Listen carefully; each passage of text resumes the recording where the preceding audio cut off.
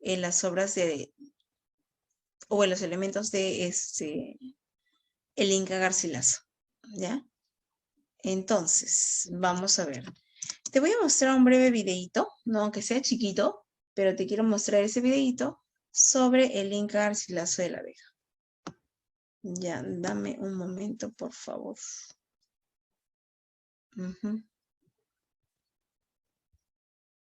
Dame un momentito. Esto es como un reportaje que se hizo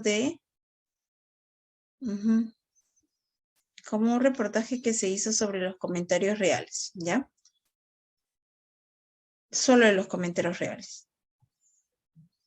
Ok.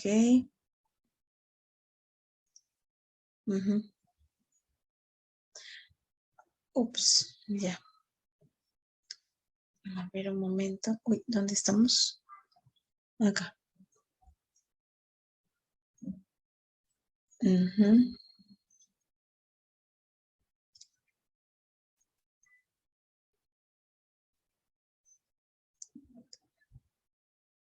Ok, ahí te estoy mostrando toda la pantalla. Y para que escuche mejor el parlante, voy a sacar mi cámara y voy a apagar mi audio porque el video tiene su propio audio.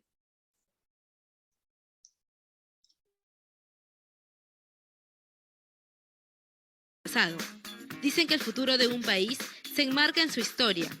Y si es así, Gómez Suárez de Figueroa o el Inca Garcilaso de la Vega escribió la obra perfecta para ello, para reencontrarnos con nuestros ancestros y nunca, pero nunca, olvidarnos de dónde venimos, de esa sangre incaica que corre por nuestras venas y nos impulsa a hacer lo imposible, como estos 11 en el campo, por amor a nuestra camiseta, a nuestros colores y a nuestros comentarios reales del Inca Garcilaso de la Vega. Considerada la obra maestra del Inca Garcilaso de la Vega, los comentarios reales aparecen en 1609 y constituyen un invento por dotar al Perú de una historia que recoja todos los aspectos de su devenir social y cultural. La obra está dividida en dos partes, la primera consta de 9 libros y la segunda de 8. La parte inicial recoge lo concerniente a los incas, dioses, leyes, formas de gobierno e instrucciones, antes de la llegada de los españoles a su territorio. Con una prosa clara y expresiva, el Inca mezcla datos de la economía política con los problemas de la cronología. Se vale de fuentes orales y escritas, e incluso de recuerdos de su infancia para estructurar su relato. En esencia, es veraz y algunas veces aporta documentos de primera mano. Se le acusa de idealizar el pasado, pero hay que considerar todo lo que tenía y explicar sus presuntas deformaciones sobre el utopismo renacentista que debió marcarle. El Inca veía una uniformidad psicológica al comparar al indio con el hombre de la antigüedad o con el español de su tiempo. La segunda parte de los comentarios, publicada en forma póstuma, lleva el título de Historia General del Perú. Aquí se ocupa del descubrimiento y los sucesos que desencadenaron las incursiones españolas en territorio inca. Recoge también las desvanecías que surgían entre los españoles y culmina con la ejecución del príncipe del imperio a manos de los conquistadores. Los comentarios reales fueron escritos con base en las memorias personales, las evocaciones de la infancia y los documentos testimoniales de distintos autores.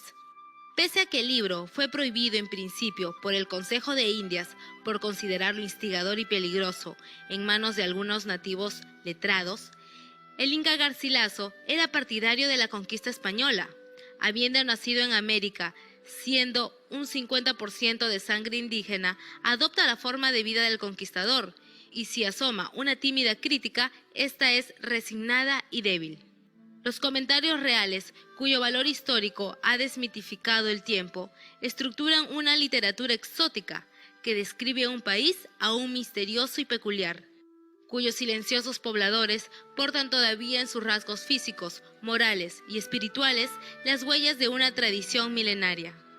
El autor de los comentarios reales, que tratan del origen de los incas, tuvo la oportunidad de estar en contacto con la vida y el ambiente de los conquistadores, a la vez que conoció perfectamente tanto la costumbre como las leyes e historia de sus antepasados maternos. El mismo autor lo recuerda de la siguiente forma: decíanme cómo procedían sus reyes en paz y en guerra, de qué manera trataba a sus vasallos y cómo eran servidos ellos. Demás de eso me contaban, como a su propio hijo, toda su idolatría, sus ritos, ceremonias y sacrificios, sus fiestas y cómo las celebraban. Me decían sus abusos y supersticiones, sus agüeros malos y buenos. En suma, digo que me dieron noticia de todo lo que tuvieron en su república, que si entonces lo escribiera, fuera más copiosa esta historia. Algunos critican sus narraciones por considerarlas excesivamente utópicas, pero las investigaciones modernas confirman la exactitud de sus informaciones en la mayoría de los hechos, a excepción de los citados por el autor como leyendas. Destacan dentro de los comentarios las descripciones y relatos acerca de la fastuosidad de sus antepasados.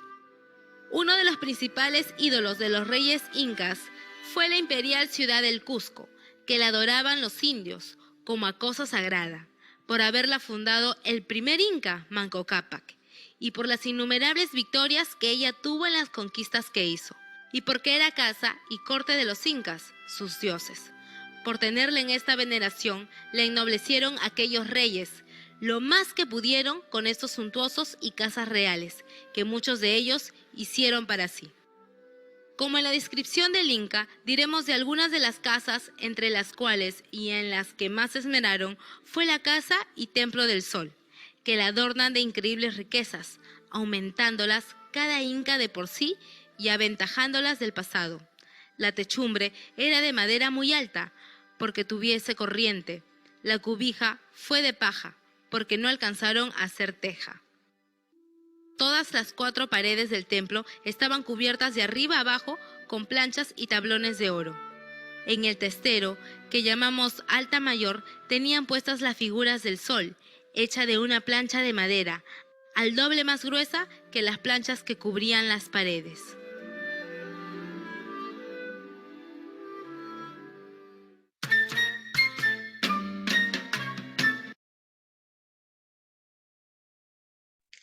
Esto es, muchachos, un poco de la obra de los comentarios reales. Recuerda, por favor, que los comentarios reales estaba dividido en 2 partes, ¿ya? Por un lado teníamos los comentarios reales y por otro lado, que es la segunda parte, teníamos a Historia General del Perú. Cada parte, ¿no? Era defendía una parte de la genealogía de nuestro amigo el Inca Garcilaso. ¿Estamos? De nada, Fernando, de nada. Entonces, Gómez Suárez de Figueroa, su nombre de pila fue Gómez Suárez de Figueroa, pero su apodo fue el Inca Garcilaso de la Vega, ¿no? Recuerda que no pudo tener el apellido, no pudo tener el apellido de su padre porque era considerado pues un bastardo. Así lo consideraban antiguamente a estos personajes, pues que eran nacidos de un indígena y un español, ¿no? Obras, ¿no? Obras como por ejemplo Diálogos de Amor, esas son las obras que él llega a traducir. La Florida del Inca y bueno, no, en este caso La Florida del Inca y los comentarios reales no es ninguna obra traducida por él, es más bien una obra original del Inca Garcilaso. Muy bien. Vamos por ahí, Diálogos de Amor, La Florida del Inca, ¿no? A ver. Ahí está. Los comentarios reales se publican en 2 partes. Bueno, la obra, ¿no? La primera parte y la última. Vamos a ver. Ok. Comprende 2 partes. La primera se publica en el año 1609 en Lisboa. La segunda, un año después de su muerte. Esta obra sería póstuma, recuerda que así se le llama a los poemas, cuando ya son, cuando ya el autor ha fallecido, ¿no? Póstuma. Nuestro amigo el Inca Garcilaso muere en el 16, ¿no? En el año 1916. Con el título de Historia General de Perú, ¿no? Vuelvo a repetirte, ese es el nombre que se le pone a la obra. ¿no? Tiene un estilo renacentista. Ojo que aquí estamos hablando solo de la primera parte, por si acaso, solo de la primera parte. Tiene un estilo renacentista y tanto como la primera parte o la segunda, va a tener un lenguaje culto y refinado. Esa característica va a ser para ambas, ¿no? Para un lenguaje culto y refinado. ¿Qué más? ¿No? La redacción se basa en las obras de los cronistas españoles, ¿no? Como costumbres, tradiciones, cómo se visten, ahí está, cómo se visten, cuáles eran sus costumbres, las vestimentas, ¿no? Los trabajos que realizaban, ¿no? La mita, la minca, ¿no? En cambio, Historia General del Perú no, es una obra que mientras que una apoya algo así como que al ambiente indígena o incaico, en Historia General del Perú no es que vaya a defender ello, ¿no? Sino es que se va a mostrar la postura del Inca Garcilaso de Beja conforme a las dos visiones particulares. Ojo, ambas son visiones renacentistas, ¿estamos? La primera más que la otra. Son visiones de evocación, vuelvo a repetirte, evocaciones renacentistas. Son obras entendibles, no son obras de tendencia compleja, ¿no? Ok, listo, dame un ratito, por favor. A ver. Listo. La historia general del Perú habla acerca de cómo los españoles llegan y bueno, se muestra esta visión esta visión atroz, ¿no? De la evangelización que los españoles realizan aquí en territorio peruano. La obligación de amar y de considerar correcta su creencia en Dios, ¿no? Felipe Guampo Ayala también es un autor que aparece acá, muchachos, con su obra llamada Nueva Crónica y Buen Gobierno, donde sería una obra que en su mayoría, pues, se basaría vuelvo a repetirte, su mayoría se basaría en una manifestación mucho más iconográfica. ¿Por qué? Porque la obra está basada en dibujos, ¿ya? Vuelvo a repetirte, la obra está basada en dibujos. Listo, entonces son son 398 dibujos, ¿ah? Por si acaso, recuerdan. Esta es una gamificación de algunos dibujos que él tiene. Acá están en color, ¿ya? Pero la obra sí está en blanco y negro, ¿no? Por si acaso. Esta es, mira, por ejemplo, acá una imagen de los reyes, el indígena parado, el otro arrodillado. El primer, Crónica y Buen Gobierno, compuesto por don Felipe Guzmán Ayala. Antiguamente, esto era como que la portada de moda. Yo sé que por ahí me dices, ay, profesora, qué antiguo es esa imagen. No. Esta era la portada más moderna, por así decirlo. Estamos. ¿Listo? Vamos a ver. Entonces, tenemos al Inca Garcilaso de la Vega, no te vayas a olvidar de él, por favor. Tenemos al Inca Garcilaso de la Vega, tenemos a Pedro Cieza de León, con Nueva Crónica y Buen Gobierno. Perdón, a Pedro Cieza de León, con Crónica del Perú. Y vamos a tener también a nuestro amigo Felipe Guamampoma de Ayala, ¿no? En este caso, Felipe Guamampoma de Ayala, ¿no? Va a estar con Nueva Crónica y Buen Gobierno, obra que en realidad está también dividida en dos. Es solo que hasta en la actualidad lo observamos como con el nombre de con el nombre junto. Por un lado, Nueva Crónica y por otro lado, Buen Gobierno, ¿no?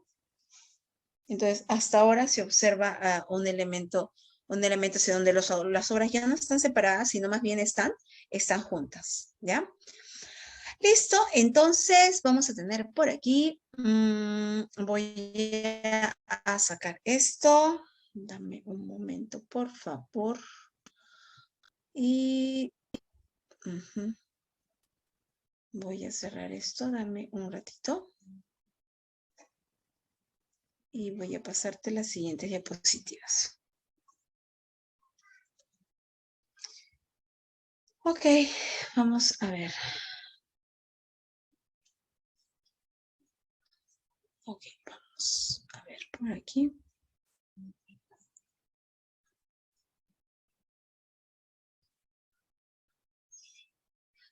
Ya, yo voy alistando tu quizzes, porque ahorita vamos a hacer quizzes. Ahí está, emancipación y costumbrismo. Los yarabís. Uf. Los yarabís son poemas recontra conocidos, ¿cierto? Para ti, ¿no? Los yarabíes van a aparecer gracias a los arauis, que como te dije, aparecen muchísimo tiempo atrás, en la época ya prehispánica, ¿no? Bueno, a ver, un ratito. En la emancipación, recuerda que el peruano está buscando su independencia por primera vez, ¿no? Quiere desligarse, por así decirlo, no quiere desligarse totalmente de del ámbito español. Y para liberarnos del español, pues es necesario, o eso es lo que se cree, es necesario, pues, dejarlos, que dejen los cargos públicos, porque el peruano se puede hacer cargo de su propia patria, que ya no gobiernen más que ya no gobiernen más el Perú. Uy, uy, uy, acá tengo unas preguntitas de repaso, vamos a ver cómo las haces, ¿ya? A ver, pero también para eso, cuando los españoles llegaron y entraron a territorio y del Imperio Incaico, pues el Imperio Incaico se iba encontrando en un caos, ¿no? En un problema. Había una especie de guerra civil, ¿no? Más adelante con esto del poder y que el Zapa Inca nuevo, en fin, todo eso se fue. Un poco desacreditando todo, ¿no? Bueno, así como el español ingresó en un momento donde el Perú se encontraba en un déficit de unión, por así decirlo, lo mismo haríamos nosotros. Lo mismo, ¿no? Esperaríamos a que los españoles también se encuentren en un decaimiento, ¿no? Económico, bárbaro, ¿no? Bueno, crisis en el sistema colonial de ley, ¿no?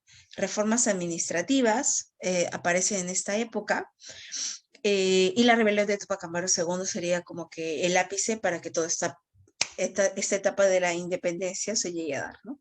José Fernando de Abascal y Sousa, virrey del Perú entre el 6 y el 16 aproximadamente. Características. El Perú está harto de los españoles, así que quiere ser un país libre e independiente por la voluntad de los pueblos.